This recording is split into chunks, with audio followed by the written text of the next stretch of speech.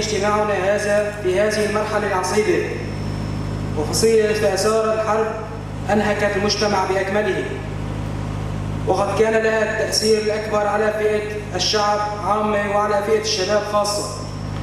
فالشباب هم عصب المجتمع وحيويته، لكن في الحرب هم الفئة الأكثر تضرراً، حيث أن منهم انضم إلى ساحات القتال، ومنهم من فضل الهجرة وقضى نحبه في عرض البحر، ومنهم من ظل في وطن أهلكته المحن بسبب الظروف القاسية.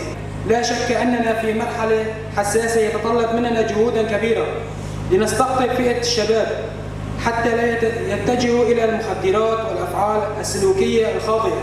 في المرحلة الجديدة من عمر مجلس الشباب، فاليوم نعقد اجتماعنا الثاني لمجلس الشباب لنبدأ مرحلة جديدة وانطلاقة جديدة تتوافق مع المرحلة ومتطلباتها، فيجب علينا أن نكون جاهزين على جميع الأصعدة، ليس فقط سياسياً وإنما عسكرياً وتنظيمياً، وخصوصاً إن أعداءنا جاهزين ويعملون بجميع الأصعدة.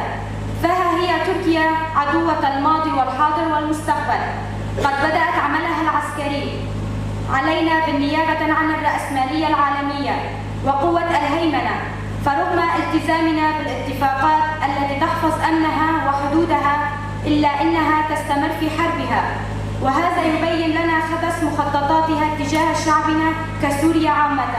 فقد عملت منذ البداية على إخماد ثورة سوريا التي انطلقت منذ عام 2011، وما زالت تعمل على هذا حتى يومنا الحالي، وحربها علينا اليوم والأمرين إما استعادة مشروعها العثماني أو إرجاع كامل أراضي السورية للنظام السوري. عقد 6 ندوات خلال العامين المنصرم والتطرق على دور الشبيبة في السياسة والانتخابات الرئاسية وزواج القاصرات ومواضيع مختلفة. إرسال 7 رفاق ورفيقات وناطق ونائب الشبيبة للتدريب المغلق في الرقة. إعطاء 4 تصاريح للهجرة الانتهاكات التركية، الحصار المفروض على حيي الشيخ مقصود والأشرفية وأحداث درع. توزيع البروشورات التوعوية، دعم مرضى السرطان، دور الشباب في السياسة، حق الدفاع المشروع للهجرة، برنامج مجلس الشباب، وحياة الشهيدة هفرين خلف. لكن نحن بالمستقبل القريب نتمنى يكون في فرص عمل الشباب باسم حزب سوريا المستقبل، حتى نستقطب أكثر فئة شابة تحت راية حزب سوريا المستقبل.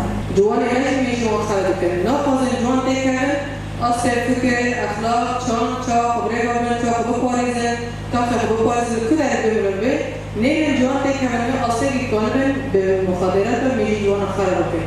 ببالي خالدنا دميري فلسطينية كذلك كيجان أصل ده جرب كيجان مدير ده جوان فلسطيني هفرجي مكان دعمي هفرجي مكان المدير صوتيا المدير بارتين هاي. رفيق محمد برو، عمري 30 سنة، معي شهادة التاسع. حزب سوريا المستقبل صار لي ما يقارب السنة وشهرين.